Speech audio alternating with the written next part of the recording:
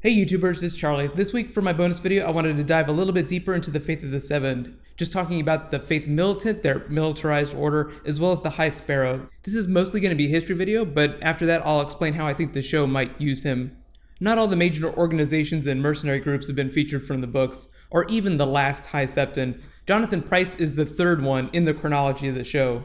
So presumably, because they picked such a high-profile actor, they're going to be featuring the church much more in Season 5. If you're just finding me for the first time, though, I'm doing weekly bonus videos until Season 5 gets here. Be sure to subscribe to get everything. I'm even doing a weekly giveaway that I'll explain at the end of the video. So starting off with the Faith Militant, they're the militarized arm of the Faith of the Seven. They're made up from two different subgroups inside the church called the Warrior Sons and the Poor Fellows. You can imagine how they decide who gets to be in which order. The Warrior Sons are made up of knights and other highborn people that have sworn off their lands and titles. They swear their allegiance to the High Septon, and then they gain special armor just like the King's Guard. And just like the King's Guard, the most defining characteristic is the cloak. The Warrior Sons wear rainbow-colored cloaks, just like the King's Guard wear white cloaks, and the City Watch wear gold cloaks. Their armor's a little bit different from the King's Guard too. It's silver instead of being gold. They do have special swords with star-shaped crystals in the pommels, stars being imagery of the seven-pointed star of the faith. They have a reputation for fanaticism that kind of makes you think of the Unsullied, although they're very, very different. They have not been cut. Something about religious armies attracting fanatics, that doesn't sound good. The Poor Fellows on the other side of that equation are made up of the peasantry and women. Yes, they do actually allow women to fight for them.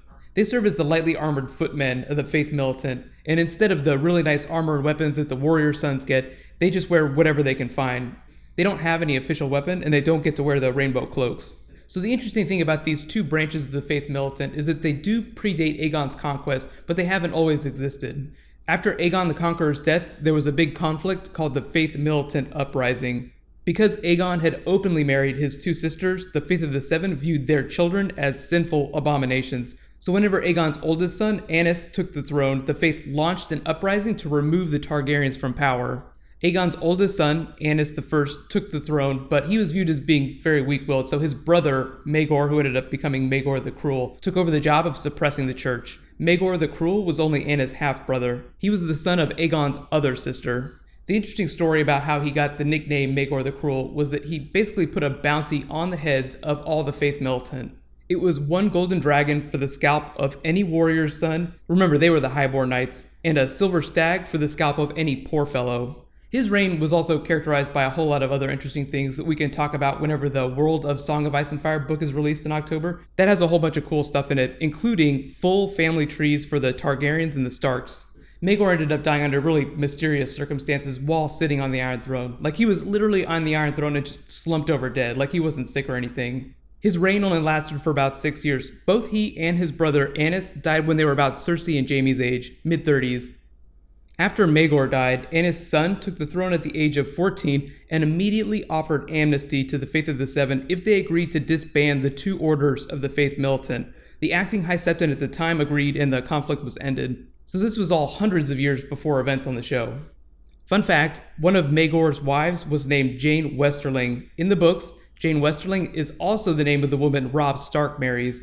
On the show, they replaced that character with Talisa Maegor, played by Una Chaplin. So you can see how they changed things on the show, but try to work in references from the books. Westerling to Maegor, which sounds a lot like Maegor. Anyone who's worried about George R. R. Martin expanding A Song of Ice and Fire to 8 books instead of just 7, remember, it gives him more room for flashbacks to talk about things like this. Also, for anyone who's really into the books, he's planning a Targaryen novel series that'll just be told from the perspective of the Targaryen family after Song of Ice and Fire is over. Right now, they haven't done a lot of the flashbacks from the books.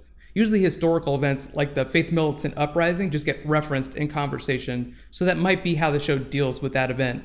So remember, the High Septon essentially has complete control over the Faith Militant, but where we are in current events on the show, they've still been disbanded. The character that they cast Jonathan Pryce to play is the current High Septon, the one that's new in Book 4. During Season 2, the previous High Septon was ripped apart by the mob, like they literally ripped his arm off whenever they attacked Joffrey. The next High Septon, the one that Tyrion appointed, was also murdered. You might not have noticed him, but the High Septon that Tyrion chose was the one that performed his wedding to Sansa and the one that performed Joffrey and Marjorie's wedding. The show has already changed a lot, so it's unclear how they're going to deal with the transition from High Septon number 3, Tyrion's High Septon, to the new one, the one that Jonathan Pryce is playing. High Septons are typically appointed by the Crown, but Jonathan Pryce's character was chosen internally. The Faith basically appoints its own High Septon. The reason he's nicknamed the High Sparrow, like whenever you saw that casting video, is because he's chosen from amongst a group of the poorest members of the Faith that enter King's Landing pleading for protection during the War of the Five Kings. They collectively name themselves Sparrows, so they're referred to as the Sparrows. Thus the new High Septon becomes the High Sparrow.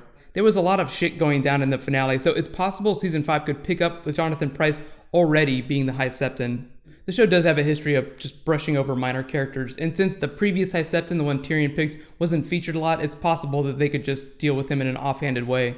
It's possible that they could just reference him in past tense. And even though the show is changing a lot of things, Jonathan Pryce's character will probably have a lot of the broad strokes from the High Sparrow in Book 4.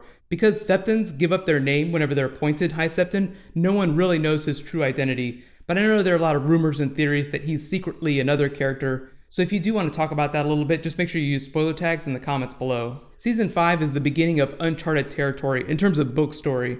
So once we get to Season 6, it'll be a lot easier for any of you that are only watching the show to avoid spoilers, even though there are a lot of rumors for a November-December 2015 Winds of Winter release date. But let's talk a little bit about Jonathan Pryce's character. He's actually going to be really interesting. I'm really happy that they picked someone so high profile, but typically when I think about him, I still think Bond villain.